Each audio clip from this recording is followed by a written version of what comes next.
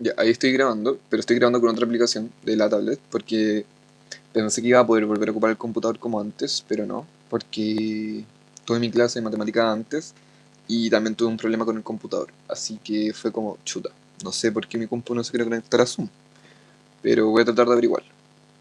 Y bueno, hoy día vamos a empezar con genética mendeliana, vamos a ver la primera parte de lo que es propiamente genética mendeliana, después con el profe que van a ver genética post-mendeliana, de por qué es tan importante, vamos a estudiar su relevancia, unos pequeños, vamos a ver unas pequeñas definiciones que son útiles para poder entender el contenido de esta unidad, que va a ser larga, vamos a ver herencia y evolución mucho tiempo.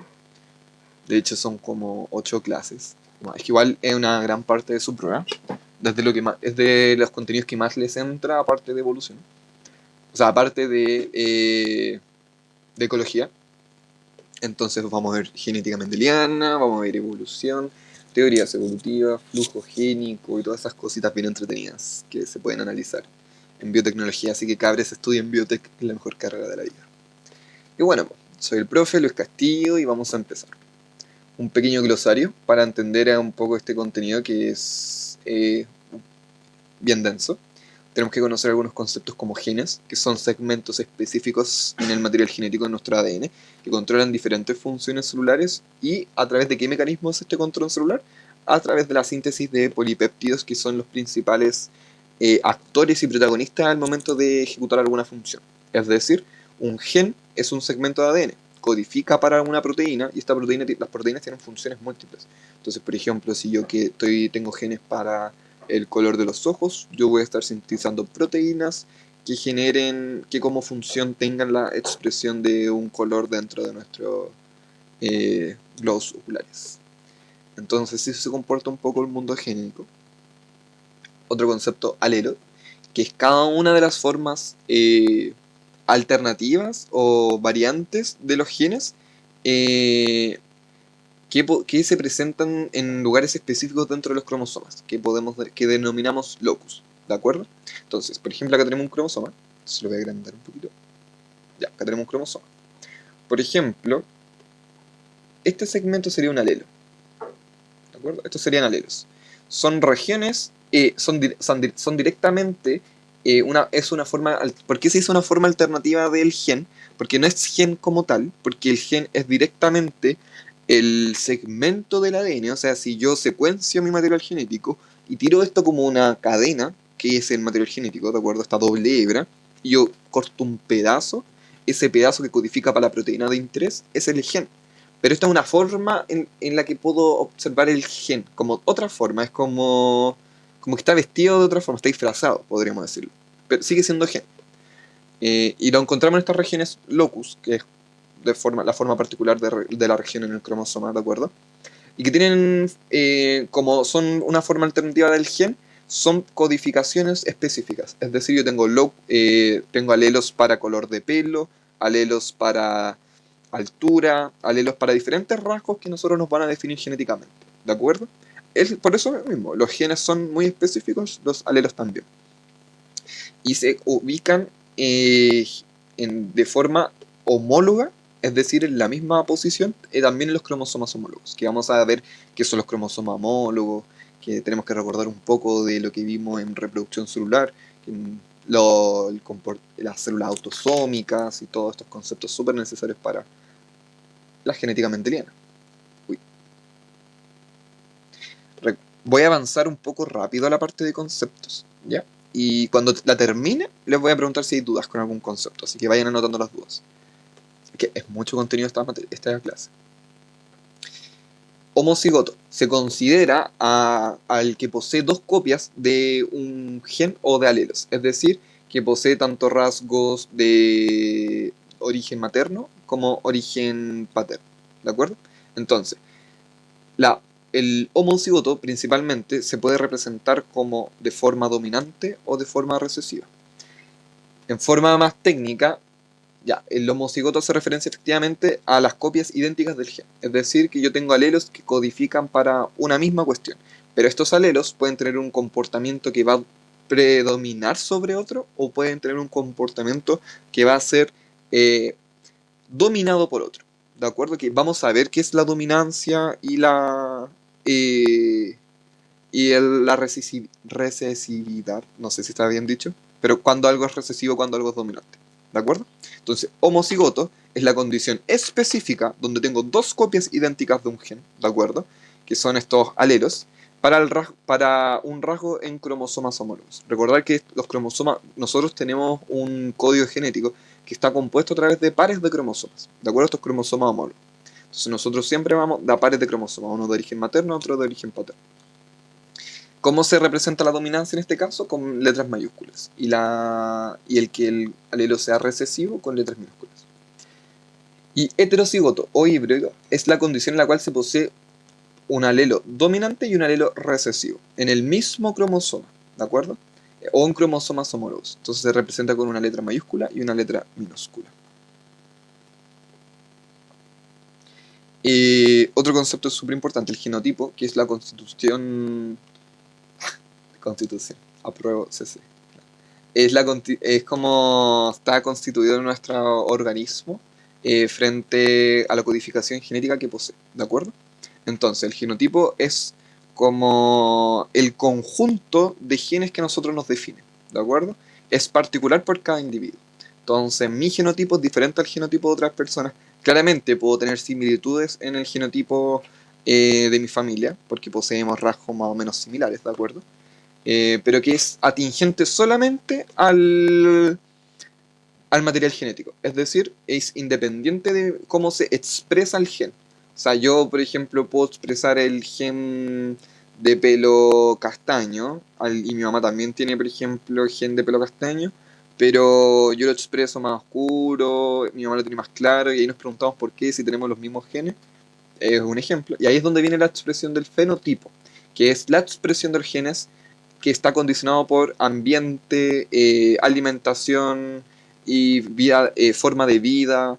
Entonces tiene que ver todo con las propiedades bioquímicas con las que nos rodeamos, la morfología que nosotros vamos desarrollando y el comportamiento que nosotros tenemos como organismos vivos. ¿De acuerdo? Entonces el fenotipo es la expresión de este gen sujeto a un sinfín de variables, y el genotipo es directamente cómo se estructura, es como que nos hacen a nosotros una lectura y nos sacan el genotipo, como cuando te sacan la carta astral, te sacan el genotipo.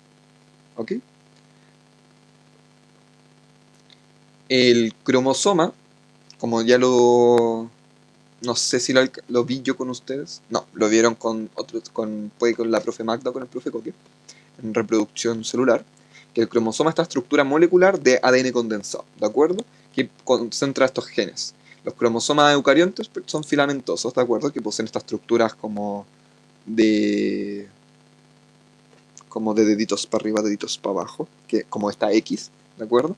Versus los cromosomas procariontes, que son circulares, cerraditos, los CCC, circularmente cerrados y covalentes, ¿de acuerdo? Un autosoma es un tipo de cromosoma que no es sexual, ¿de acuerdo?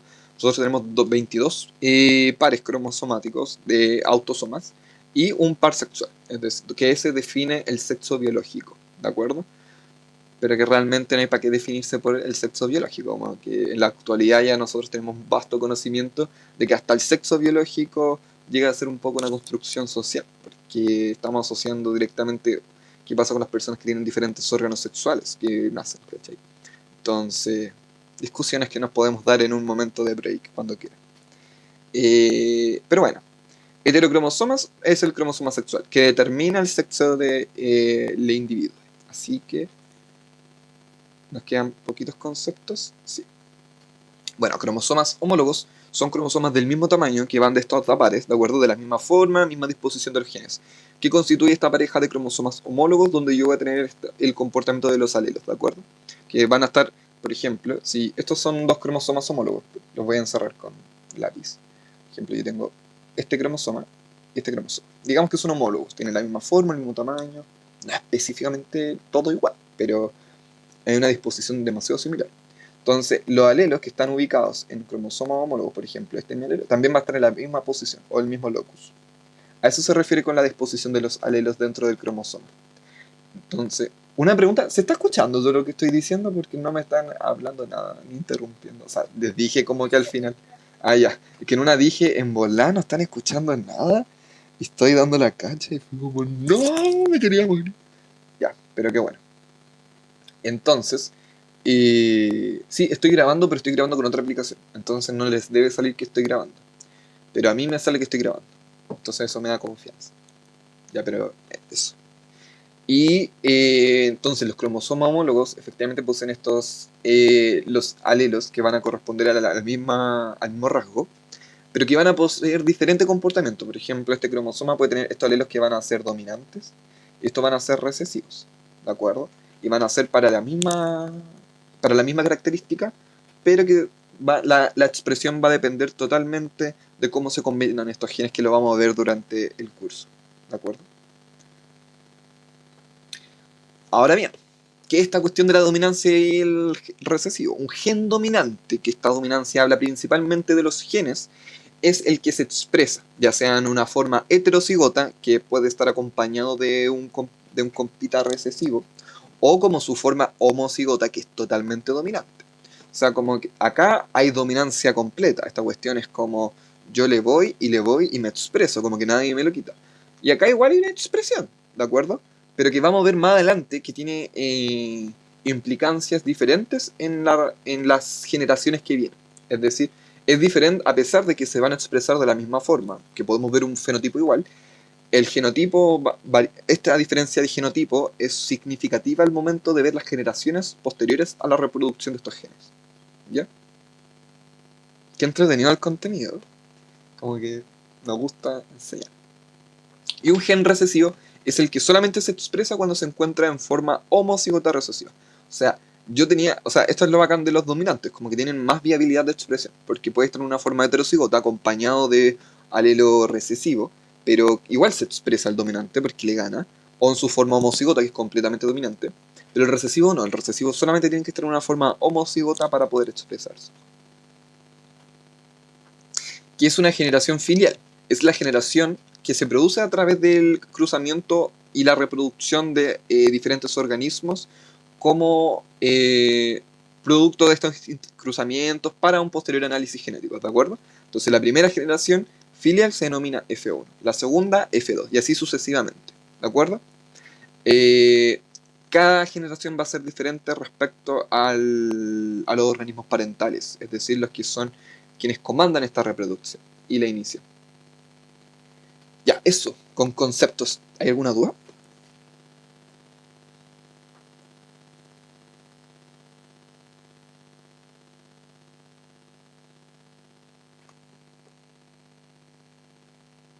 Ya,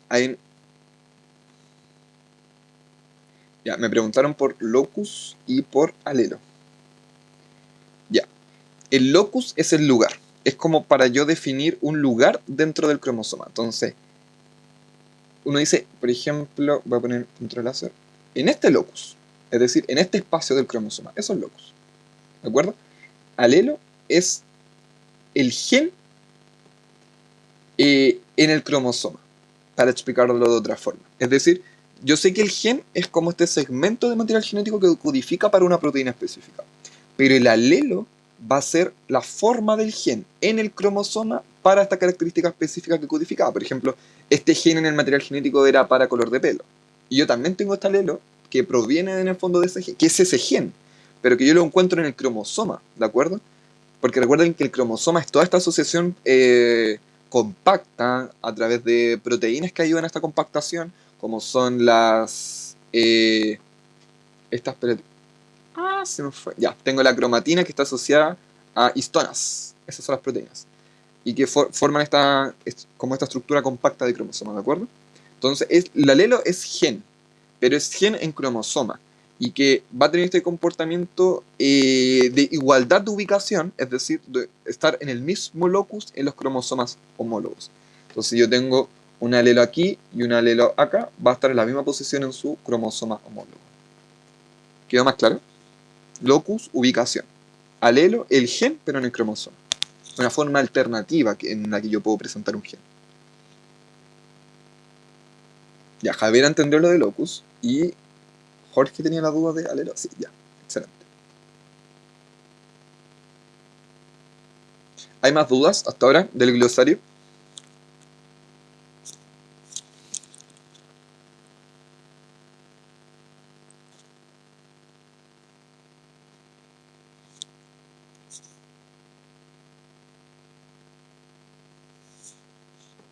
Todo bien. Entonces ahora tenemos que empezar a hablar un poco de qué es la genética. Nosotros cuando realizamos observaciones sobre el patrón que siguen algunos rasgos visibles en los organismos, estamos hablando del estudio de la genética, ¿de acuerdo? Que significa ver cómo se comportan estos rasgos, cómo se van heredando, ¿de acuerdo? Y encontrando ese patrón que nos va a permitir establecer proposiciones lógicas frente a esos comportamientos. Entonces, la genética igual es considerada una disciplina relativamente nueva dentro de la biología. De hecho, si queremos establecer como una edad para el estudio genético, podríamos decir apenas un poco más de un siglo, como que no da para más, ¿de acuerdo? Es un estudio bien reciente y, bueno, el padre de la genética Mendel es de quien vamos a tratar principalmente, ¿ya? Quien funda estas leyes de la herencia que vamos a establecer. Eh, Él trabajó principalmente con plantas de arveja, las Pisum sativum, donde vamos a describir más adelante en las diapositivas posteriores cómo se comporta este experimento y cómo ese hecho fue la base para el estudio de la genética clásica actual, ¿de acuerdo?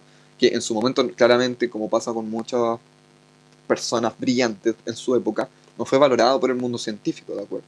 Pero que recién a inicios del siglo pasado empezó a tener una trascendencia importante en nuestra comunidad científica, ¿de acuerdo? Que, al punto que lo consideramos el padre de la genética. Entonces, y acá tengo un poco de descripción sobre eso. Entonces, se comienzan a conocer sobre caracteres heredados en familias o linajes, donde se empiezan a vincular genes o alelos o ciertos cromosomas que los portaban, y cómo estos son heredados de la descendencia, y empezaron a formar árboles genealógicos, genealogía o pedigrís, que son sinónimos respecto a lo mismo. ¿De acuerdo? Entonces, Mendel utilizó el estudio fenotípico sobre arvejas comunes. Entonces, comparaba las arvejas arrugadas con arvejas lisas. ¿De acuerdo? Vamos a analizar igual en profundidad el experimento de Mendel. Dame un segundito.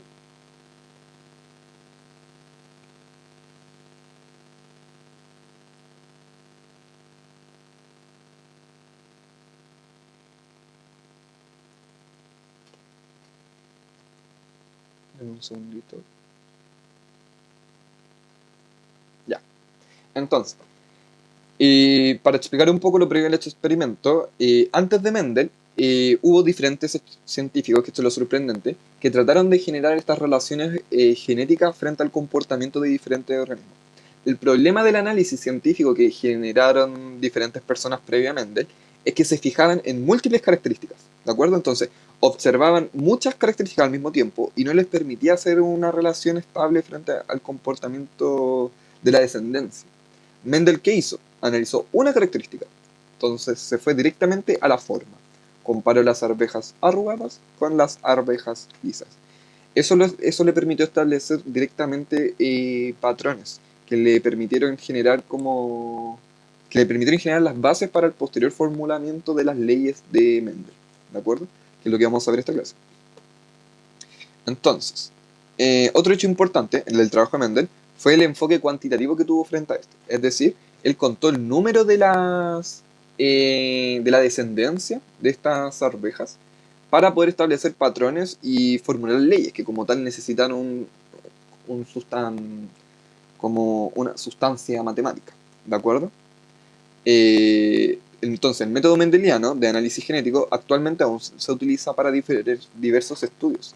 Entonces, a pesar de que van a ver en clases posteriores la genética post-mendeliana, continúa siendo sumamente importante para los estudios actuales. Entonces, el método de trabajo mendeliano, como ya lo describí un poco, trató de clasificar cómo se heredaban las características biológicas. Los resultados eran confusos ya que la progenie se asemejaba con progenitor en un rasgo. el otro progenitor en otro y no se asemejaban en otros. Entonces, le costó igual descubrir como estas regularidades.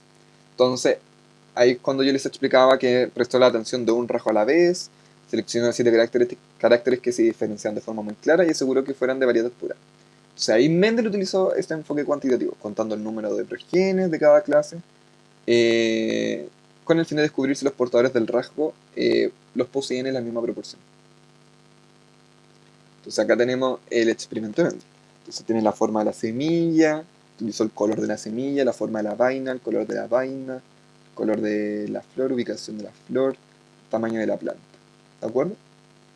Y aquí un pequeño dato súper importante. Si bien hoy sabemos que los genes y los alelos se encuentran contenidos en moléculas de ADN, en esos momentos Mendel no sabía, no tenía idea de eso. O sea, él trabajaba desde una formulación súper teórica.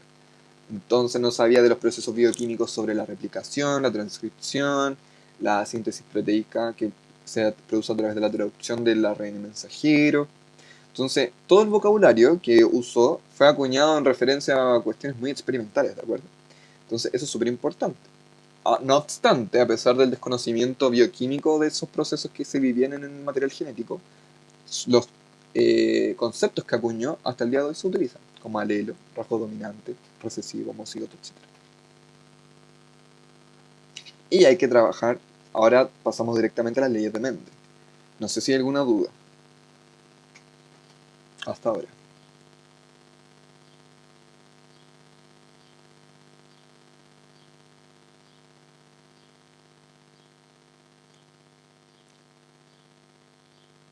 Ya.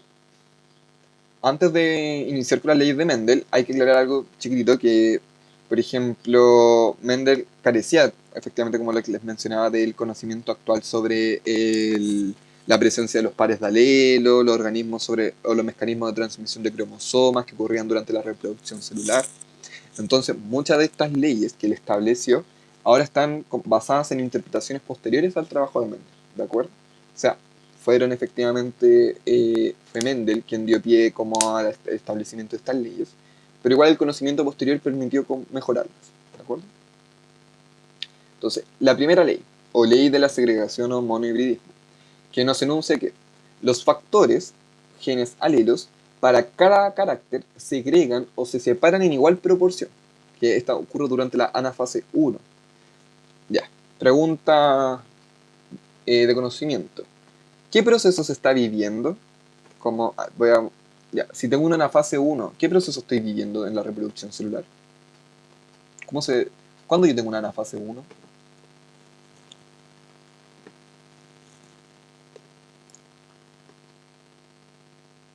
Pregunta para ustedes. ¿Todo proceso de reproducción celular tiene una anafase 1?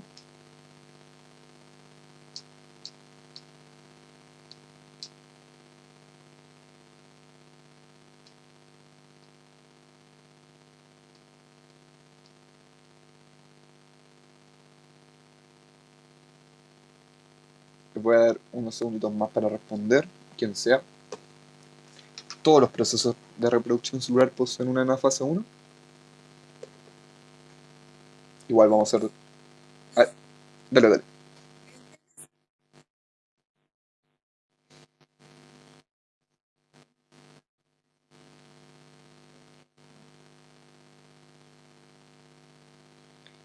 A ver, dijiste que tú crees que en la reproducción asexual no existe anafase porque no hay una recombinación genética.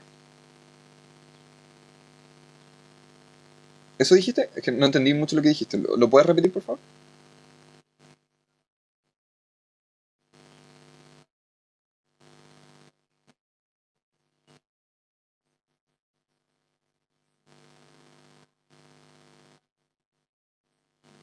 Ya, claro, eso es correcto.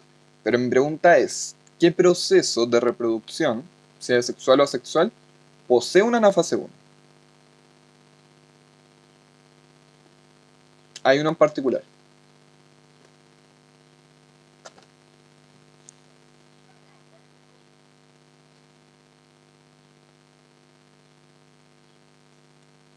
Ya, pues chiques, biología mención. No, nada es de pesado. Mm, Jorge, no es la mitosis. pero está muy cerca. Muchas gracias a Jorge y a quien habló, que perdón, pero es que no vi tu nombre, pero me encantó el análisis de la reproducción asexual.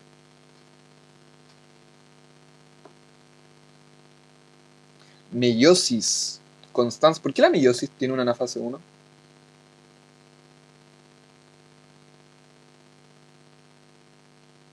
¿Por qué la meiosis y la mitosis no?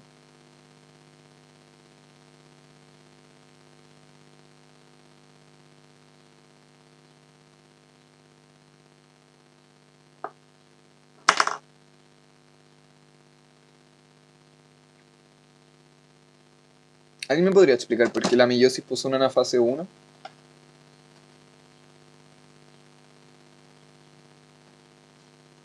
Pregunta de PTU o PTD. Ya no sé si es pregunta de la prueba, pero es conocimiento que necesitan manejar. Sí, igual después vamos a hacer un repaso de reproducción celular, pero ya voy a dar un minuto más. Si nadie es capaz de responder, les voy a tener que explicar yo. Vayan estudiando. Ya. ¿Y eso qué no? ¿Y eso cómo explica que tenga una meiosis 1?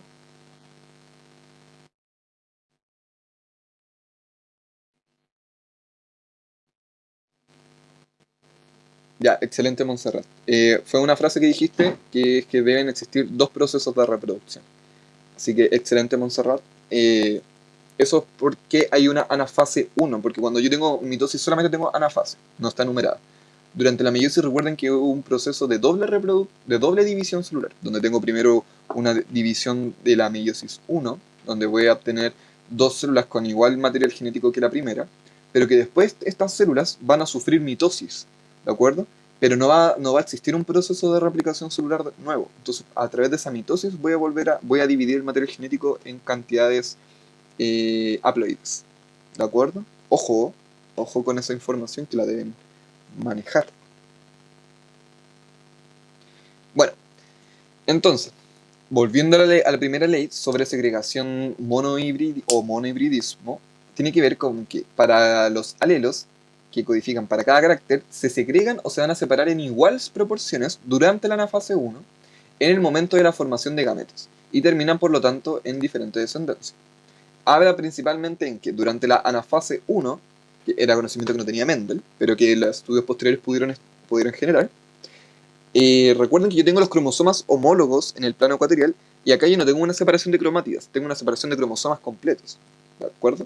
Porque recuerden que hay una duplicación de material genético y estos cromosomas quedan unidos. Recuerden que estos cromosomas sufren un proceso para quedar pegados. ¿Cómo se llamaba ese proceso? Que quedaban pegados durante la meiosis.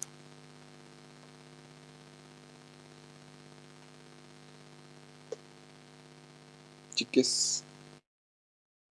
Excelente, excelente Montserrat y excelente Javiera. Es lo mismo, entrecruzamiento o crossing over, donde los cromosomas intercambiaban material genético, ¿de acuerdo? Y después habían unas señales del crossing over, es decir, que estos cromosomas quedaban como con unos vestigios. ¿Cómo se llamaban?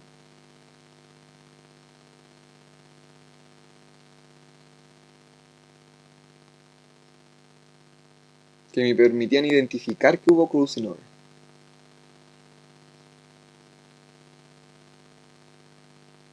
O entrecruzamiento.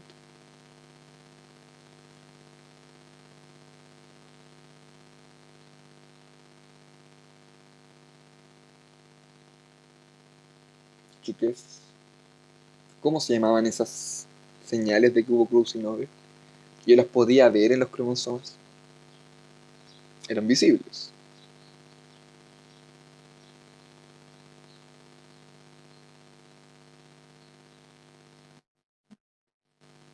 No, no eran cromátidas, pero tiene que ver con las cromátidas, así que va muy cerca.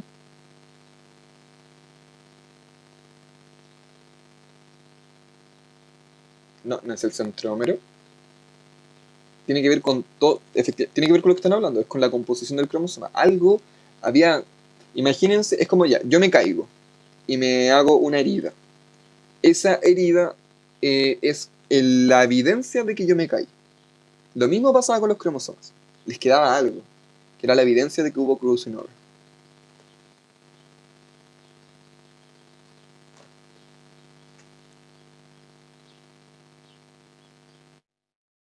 Excelente, Montserrat. ¿Qué haces más? ¿Ya? Eran estas señales que eran evidencia del crossing over. ¿Ya? Conceptos que tienen que tener ya así internalizados. Pero que igual es importante ir repasándolos. Es normal que se les olvide. No se sientan mal. ¿Ya? Vamos a aprovechar de repasar mucho contenido durante el ramo. Y ya a fin de año vamos a hacer repasos full express de todo. Así que no se angustien si quedaron colgados en algún contenido. ¿De acuerdo? Entonces, consecuencias o razonamientos que se derivan de esta ley, por ejemplo, es que la herencia es particulada, es decir, que los genes no se mezclan al pasar de una generación a la que sigue. ¿De acuerdo? O sea, ¿a qué se refiere la segregación? Significa que va a haber independencia en el comportamiento genético, es decir, que si un gen pasa, no se va a mezclar con otro gen. ¿De acuerdo? Y que es lo que hace referencia un poco durante la anafase 1, que yo tengo una separación, como, o sea, pueden haber errores durante la meiosis, es normal que a veces se te vayan dos cromosomas para un lado, que no deberían haber ido, que producen las trisomías y estas fallas dentro como del número cromosómico. Eh, pero lo normal es que se separen los cromosomas homólogos, vayan, ¿de acuerdo? Y que no se van a mezclar al pasar durante las generaciones, ¿de acuerdo? Eso es súper importante. Eh, Otra cosa importante es que los gametos van a ser siempre puros, es decir, no existen gametos híbridos que posean. ¿A qué se refiere? Que posean estos como genes mezclados entre sí, ¿de acuerdo? Mucho ojo, el crossing over permite variabilidad genética, pero no es que yo estoy mezclando dentro de un gen, introduciendo algo. No, yo no modifico los genes, ¿de acuerdo? El gen se mantiene. A eso se refiere con que está en un estado puro, ¿de acuerdo? La variabilidad genética es que yo puedo adquirir genes, eliminar genes, ¿de acuerdo? Que son procesos que ocurren durante la meiosis, pero nunca existe este problema de que, no sé, de que un gen se le mete algo dentro, no. Como naturalmente, a eso se refiere con que la descendencia va a siempre ser pura. Es decir, que si yo estoy relacionándome con la herencia de genes que son específicos para, ¿cómo se dice? Por ejemplo, para el color de pelo, ese gen a través de la descendencia va a mantenerse, ¿de acuerdo? Va a tener un proceso de descendencia independiente, segregado, separado, ¿de acuerdo? ¿Queda alguna duda de lo que he dicho?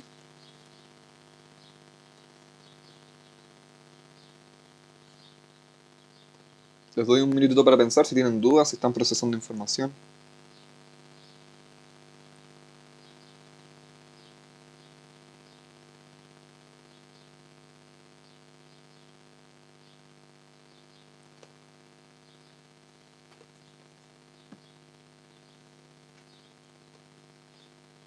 Ya, bacán. Ya, el experimento de Mendel. Mendel llegó a, hasta toda esta conclusión trabajando con una variedad de diferentes plantas de arvejas, ¿de acuerdo? Que producían semillas amarillas y otras con y otra variedad que producía semillas verdes, ¿de acuerdo? Entonces, él lo que hizo fue hacer un cruzamiento entre estas plantitas, generando la primera generación filial, que es F1, que era 100% amarillo. ¿Y cómo se produce el comportamiento? Que son estos cuadros que a nosotros nos van a servir mucho y sobre todo para preguntas del tipo PSU. Tengo mis semillas amarillas, ¿de acuerdo? Que tienen un comportamiento dominante, homocigoto dominante. Tengo mis semillas amarillas que poseen genes homocigotos recesivos. Al combinarlas, lo que debo hacer es separar cada uno como de estos subgenes, que finalmente es el mismo gen, pero es para entender como el procedimiento matemático. Entonces, lo que hago es separo estas dos letritas y formo como estos subgenes, por decirlo de alguna forma, solamente para establecer las combinaciones posibles que puedo hacer, y hago lo mismo acá. Lo que ocurre es que finalmente tengo una población F1 donde yo combiné mi gen dominante con un gen recesivo acá, mi gen dominante con otro gen recesivo acá, este gen dominante con otro gen recesivo acá y este gen dominante con otro gen recesivo acá. No se mezclan entre estos genes, ¿de acuerdo? No se mezclan entre ellos, solamente con los otros, es decir, del de las células con las que tú se estás reproduciendo. No es como que te estás reproduciendo contigo mismo, ¿de acuerdo? Entonces, si se dan cuenta, solamente tuve poblaciones heterocigotas. Pero al ser heterocigotas, siempre va a primar el gen dominante. Entonces, por eso todas eran amarillas, ¿de acuerdo? Que también se puede ver acá. Entonces, lo que hago es tomar en un cuadrito, poner, es lo mismo que se hizo acá, pero más ordenadito. Se ubican las letras, las mayúsculas, las minúsculas, mayúsculas de dominancia, minúsculas de recesivo. Y se hacen las combinaciones. A con esta, A con esta, perdón. A con esta, A con esta, A con esta y A con esta. ¿De acuerdo? Em, Eso no sé si hay alguna duda hasta ahora.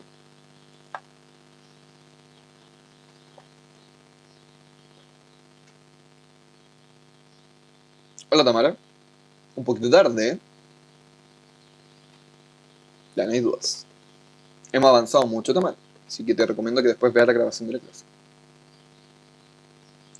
La segunda etapa del experimento consistió en tomar esta población, esta generación filial F1, y utilizar plantas procedentes de la primera generación. Es decir, se mezcló esta F1. Entonces hizo reproducir células de la F1 entre sí. Entonces tomó acá semillas amarillas, semillas también amarillas, pero que eran heterocigotas, eran pertenecientes a la F1. Se hace el entrecruzamiento y se dan cuenta que acá ya no tenía solamente semillas amarillas, tenía una semilla verde. ¿De dónde salió esta cuestión? O sea, yo mezclé en un inicio semillas amarillas con semillas verdes. Obtuve solamente semillas amarillas. Pero ahora tomé de nuevo, ahora entre semillas amarillas, ni siquiera mezclé semillas verdes de nuevo. Y obtengo una semilla verde.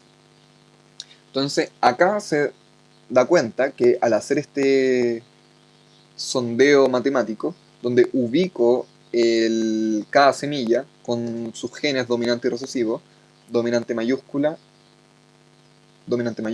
recesivo minúscula, hago la combinación, obtengo una célula homocigota dominante, obtengo una célula heterocigota, también dominante, acá también obtengo una heterocigota dominante, pero acá tengo, si se dan cuenta, una homocigota recesiva.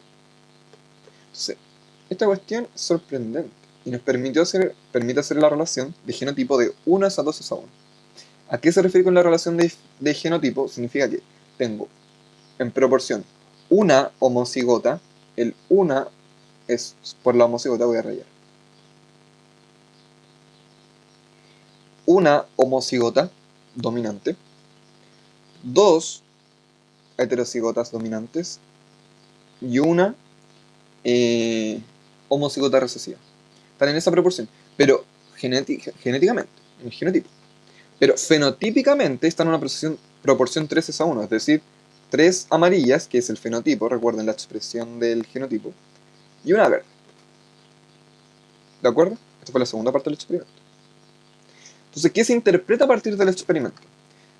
Se realizan las siguientes interpretaciones. El polen de una planta progenitora y el óvulo de otra planta progenitora, cada una, ¿de acuerdo? Aportan un alelo para el color de la semilla, ¿de acuerdo? De los dos alelos, solamente se va a manifestar el que es dominante, mientras que el recesivo se va a mantener oculto, que es lo que pasa en la primera etapa del experimento. En la F1, los dos alelos distintos no se mezclan ni desaparecen. Si se dan cuenta, se mantienen. Por eso es que ocurre esta expresión de una semilla verde, porque no desaparece el gen para coloración verde, que era recesivo, que uno diría, ya no va a aparecer por ser recesivo, pero igual vuelve a aparecer en una siguiente generación. Entonces, a eso se explica la ley de segregación, que hay una independencia y una diferenciación independiente, sin mezcla, sin eliminación de los genes. Pero que todo este comportamiento se va a determinar principalmente por las poblaciones que estoy reproduciendo entre sí y cómo es la dominancia y cómo son los genes recesivos que están introduciéndose dentro de estos. ¿De acuerdo? Entonces acá no dicen, la F1, los dos alelos distintos no se mezclan ni desaparecen. El que no se expresa solamente se manifiesta en uno solo, en el segundo experimento. Y en la formación de los gametos del individuo AA, que son estos que formé a partir de la F1, se separan sus alelos mediante meiosis y así cada alelo ganará un gameto, explicando los resultados. El cruzamiento entre dos organismos heterocigotos para un carácter se le denomina cruzamiento monohíbrido. Entonces, estos son dos organismos heterocigotos. Entonces es un cruzamiento monohíbrido. ¿Quedó claro?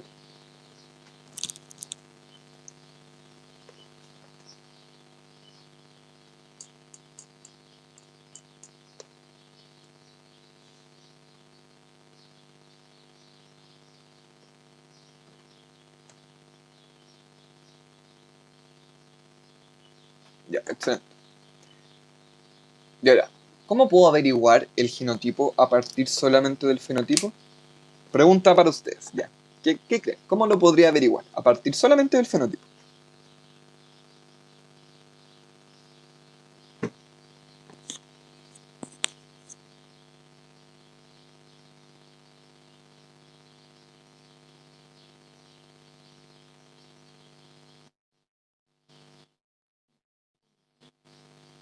Ya, ver cuál fenotipo es el más abundante.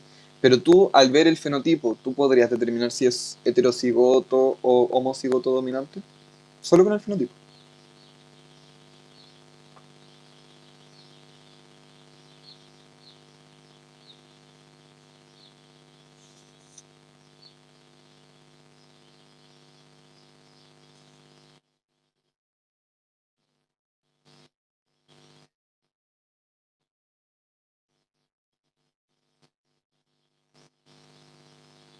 O sea, tú, por ejemplo, decís ya, no sé, tenías una población con mucho fenotipo rojo de flores, muchas. Y vaya a estar mezclando, por ejemplo, dos rojas de un montón, otras dos rojas entre sí, y viendo cómo se comportan. Bien. Eh, ya, muy interesante. ¿Alguien más que quiera aportar? ¿Qué se le ocurre cómo podría averiguar el genotipo a partir solamente del fenotipo?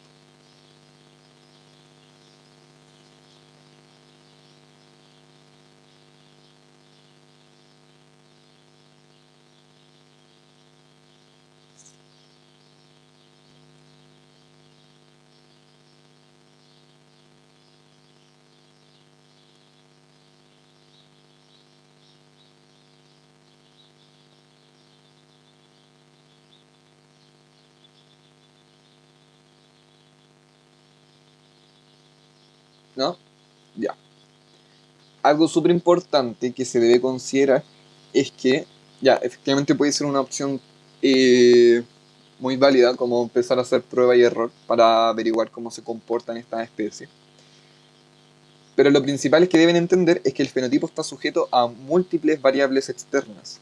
Recuerden que yo podría efectivamente tener una población con un fenotipo predominante, pero en la vida real nunca va a existir como un fenotipo completamente predominante porque va a estar sujeto a múltiples características. Es decir, por ejemplo, podría tener una población de semillas verdes, pero si estas semillas están en lugares que son mucho más fríos, van a tender a colores mucho más opacos, a un verde un poco más grisáceo, ¿de acuerdo?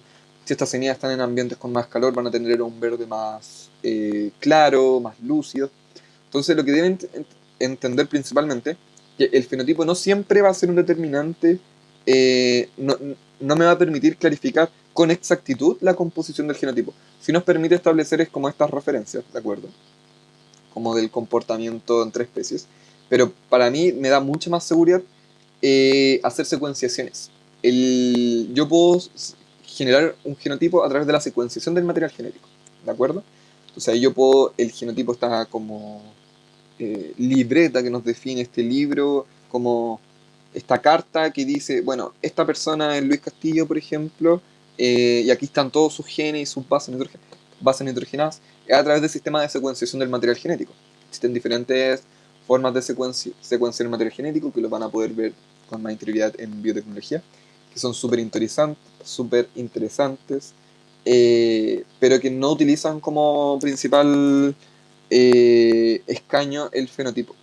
De hecho, utilizan aspectos, por ejemplo, marcadores de fluorescencia en el material genético para establecer cuáles son las bases que vienen primero, las bases nitrogenadas, porque si yo tengo los nucleótidos que se definen principalmente por sus bases, puedo establecer esta línea y secuenciar mi material genético.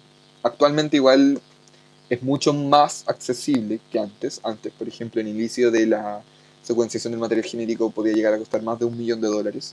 Ahora, por $100 es posible. O sea, no es como que yo voy, oh mamá, me voy a ir a secuenciar el material genético. No. Pero es mucho más accesible a diferencia de los inicios del estudio biotecnológico. Pero eso. Ya era un dato interesante para conversar un poco de genética, que es bien entretenido. Ahora continuando con la clase. El cruzamiento de prueba o retrocruce. ¿A qué se refiere esto principalmente? Cuando no tengo seguridad de conocer el genotipo del progenitor que presenta rasgos dominantes, lo que se efectuaba era el cruce de prueba para determinar si era homocigoto dominante o híbrido, que era lo que nos comentaba Montserrat, ¿de acuerdo? Entonces, acá consiste en cruzar el progenitor del fenotipo dominante con el organismo de la variedad homocigota recesiva, ¿de acuerdo? O sea, igual yo ya tengo que tener establecido si es recesivo o no. Si es homocigoto, toda la descendencia será rasgo dominante. Si es heterocigoto, en la descendencia volverá a aparecer el carácter recesivo en una proporción del 50%. ¿A qué se refiere? Mezclo un homocigoto dominante con un heterocigoto. ¿De acuerdo? Entonces, perdón, mezclo un dominante con un recesivo. Así de simple. Y esto nos va a permitir establecer si era homocigoto o heterocigoto. Si era homocigoto, la descendencia tendrá completamente el rasgo dominante. ¿De acuerdo? O sea, si yo, ¿qué es lo que ocurre acá arriba? Yo mezclé un organismo homocigoto dominante con un homocigoto recesivo. Y la descendencia fue totalmente dominante, heterocigoto, predominante. Pero acá lo que nos dicen es, si tú haces este cruce para averiguar si era homocigoto dominante o híbrido, o heterocigoto, si la descendencia ya no es completamente dominante, sino que tengo una proporción de un 50% recesivo y un 50% dominante, significa que mi organismo que estaba analizando era heterocigoto, que se explica en lo siguiente. Si yo, por ejemplo, en el fondo me dice, si yo tengo un... Oh, está quedando arriba.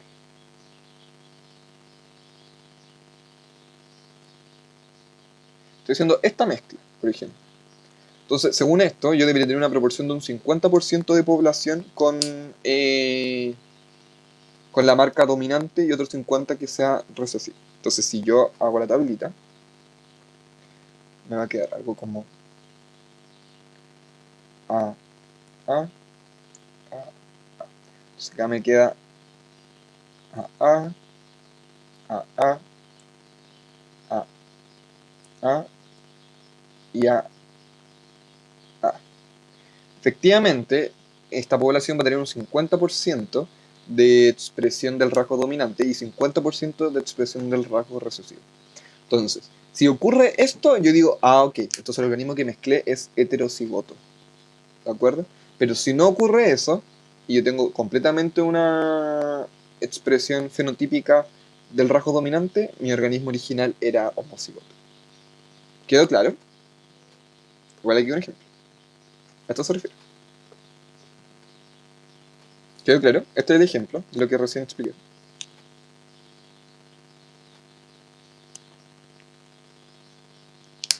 Ya, excelente.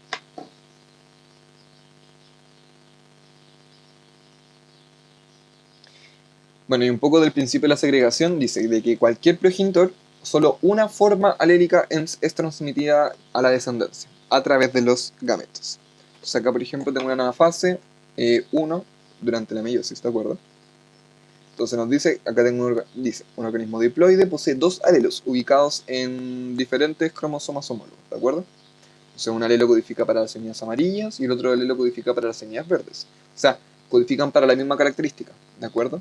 Pero que no necesariamente es específicamente, o sea, es como ya, codifican para color de ojos, pero no el color, no es el mismo color, ¿de acuerdo? Entonces, esta es un poco la expresión de cómo se segregan, de que efectivamente se transmiten a los gametos, pero solamente una forma del alelo, ¿de acuerdo? O sea, acá por ejemplo se transmitió la codificación de color en las semillas.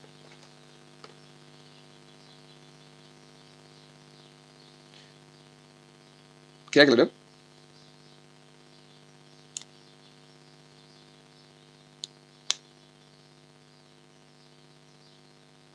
Es decir, por ejemplo, solamente un alelo de estos dos va a ser transmitido a la descendencia. O el que codifica para semillas amarillas o el que codifica para semillas verdes. ¿Hay dudas o no? De lo que sea. Voy a dar un minutito para que piensen.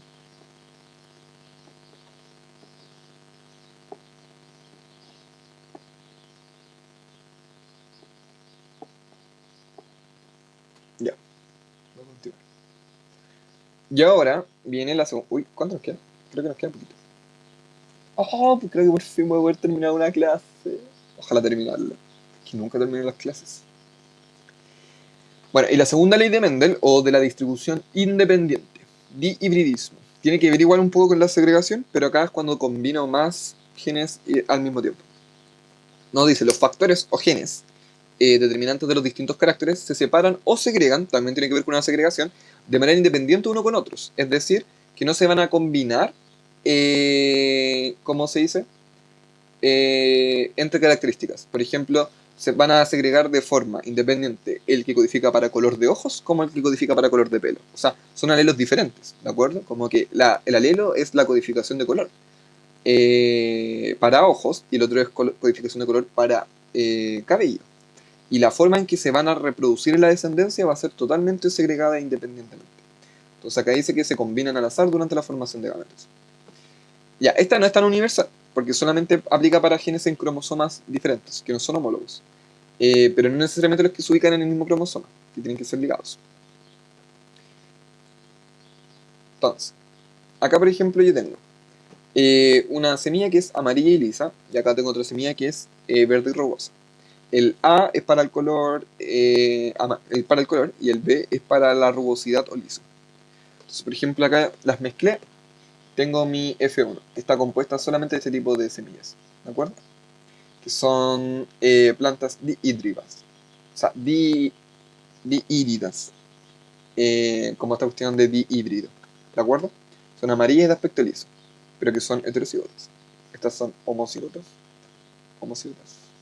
¿de acuerdo? Entonces, ahora, cruzo estas plantas de la F1, porque claramente acá surgieron cuatro. Cruzo estas plantas de la F1 tomando en cuenta la cantidad de gametos que puedo llegar a formar. Y si se dan cuenta, llego a producir este tipo de población, ¿de acuerdo? Mezclándolos de la F1. Uy, espera, se me seleccionó esta cuestión.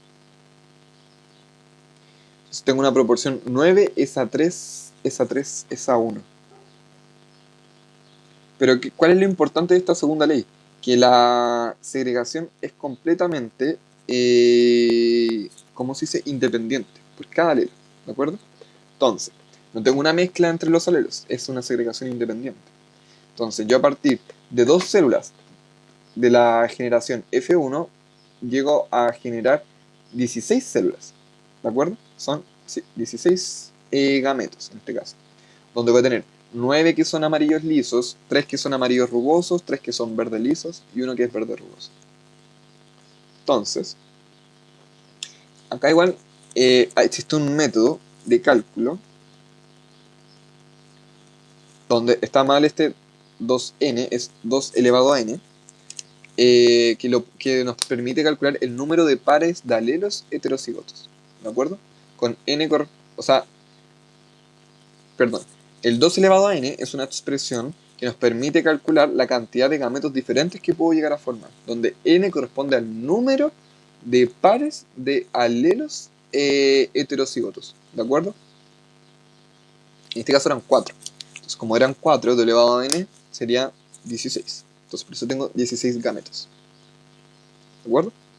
¿Cuál es la interpretación del experimento? Que los genes son independientes, no se mezclan entre sí, que los que les explicaba, y que se van a cumplir estos casos siempre que los dos caracteres a estudiar sean regulados por genes presentes en diferentes cromosomas. O sea, en el caso anterior yo podía establecer esta relación entre cromosomas homólogos sin ningún problema. Pero acá no es para cromosomas homólogos. ¿De acuerdo? Deben ser específicamente cromosomas diferentes. ¿Hay alguna duda hasta ahora? ¿O no?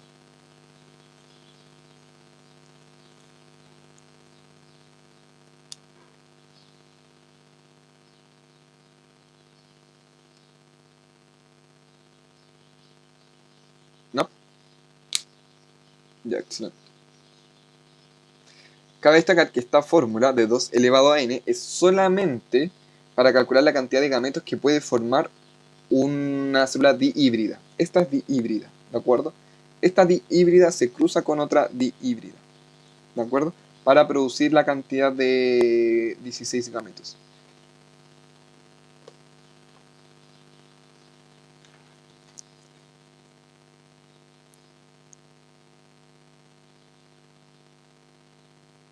Em, ya. Y esta pregunta surge principalmente como ¿qué hacer en caso de que exista un progenitor de fenotipo dominante, pero del cual no se está seguro si es dihomocigoto o diheterocigoto? También se realiza un cruzamiento de prueba o retrocruce, donde el cruzamiento va a demostrar la existencia de un dihíbrido en la F1 si se obtiene una descendencia representada por 4 fenotipos diferentes, que siguen una proporción fenotípica del 25% cada uno. Entonces, ahí tengo una proporción genotípica de 1 es a 1 es a 1 es a 1, donde a partir de esta, ¿cómo se dice?, de este cruce, obtengo estas 4 células, donde tengo una solamente que es amarilla lisa, una que es amarilla rugosa, una que es verde lisa y una que es verde rugosa. ¿De acuerdo? Entonces yo hago este entrecruzamiento, genero este tipo de gametos y solamente recuerden que este va a ser el que va a permitir generar la, ¿cómo se dice? La descendencia dihíbrida. Este es dihíbrido. Si acaso. Ahí.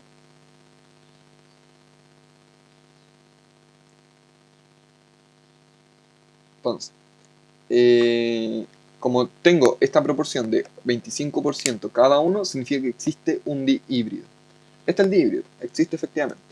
Entonces, esta proporción me generó como el respaldo para establecer que hay una presencia de un organismo dihíbrido que se va a poder someter a otro cruzamiento para formar estas poblaciones en proporción 9 a 3 a 3 a 1.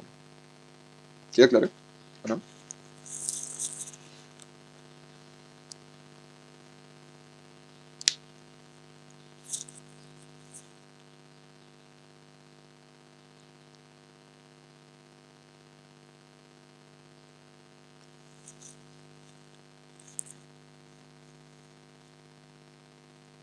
Eso es un not de ¿no quedó claro?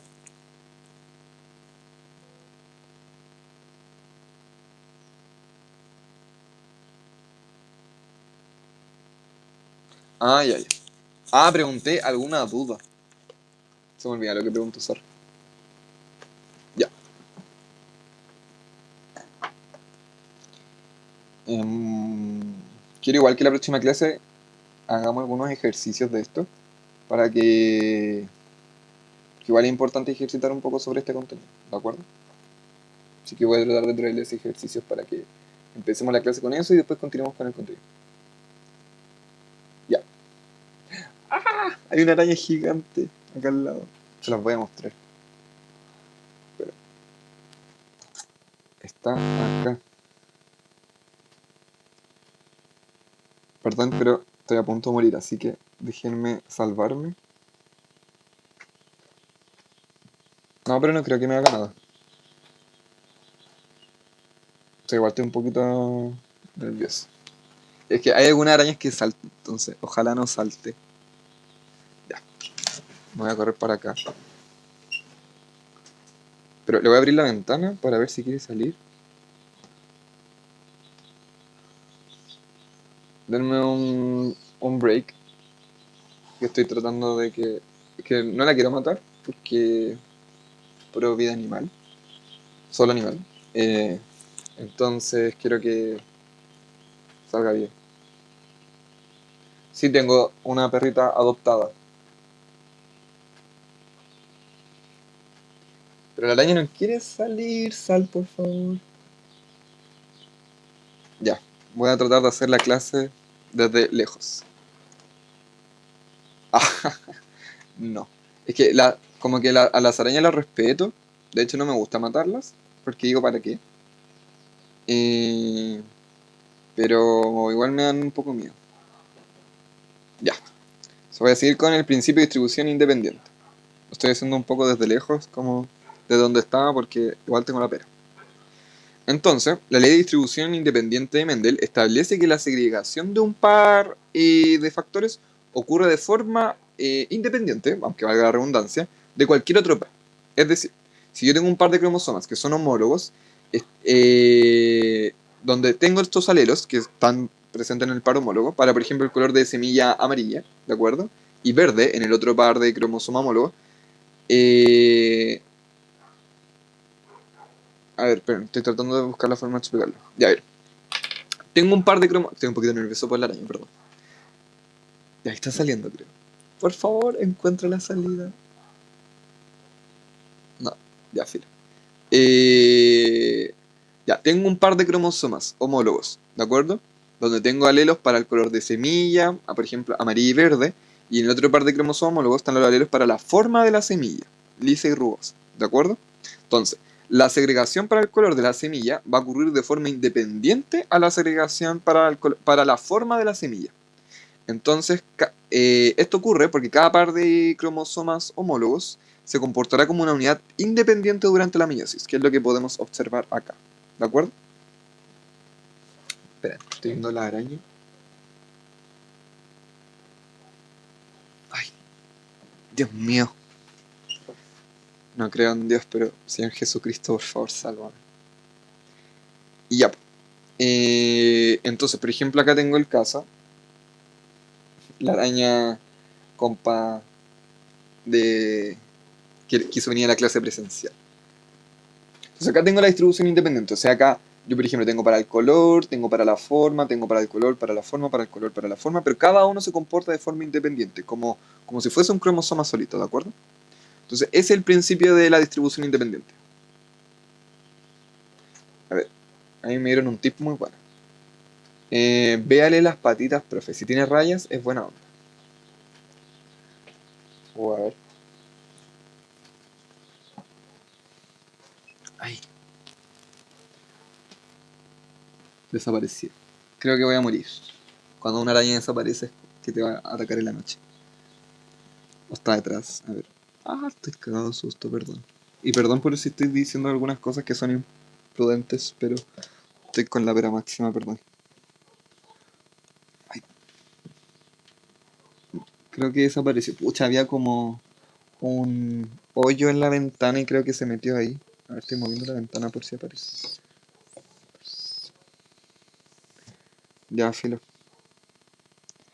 Ya, si en la próxima clase no tienen clases conmigo es porque fallecí. Ya. Ya, creo que no está. Ya, prefiero. Eh, sí, perdón por lo dramático.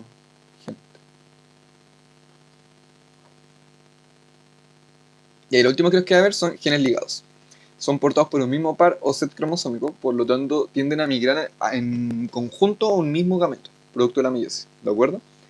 Entonces tienen esta como característica que los permite durante la meiosis que ocurre esta separación de las cromátidas, ¿de acuerdo?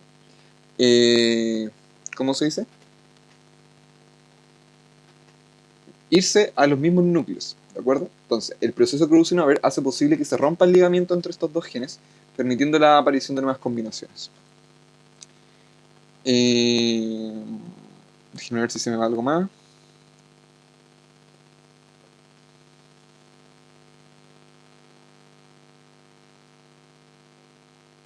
Mm,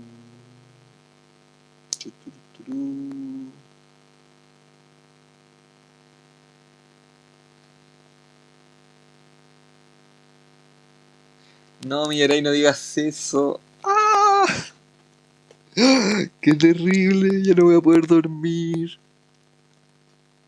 Puchis. Ya creo que se desconcentraron. Igual era lo último que quedaba, lo de genes ligados. Mm, a ver, algo más. El ligamiento determina que los gametos solo lleven dos combinaciones de estos genes. Pucha la cuestión. Ya no estoy concentrado. Eh, ya, pero eso, cabres. Terminó la clase. El profe va a ir a encerrarse en un búnker. Cuídense mucho, les TKM, son lo máximo. Voy a dejar de grabar.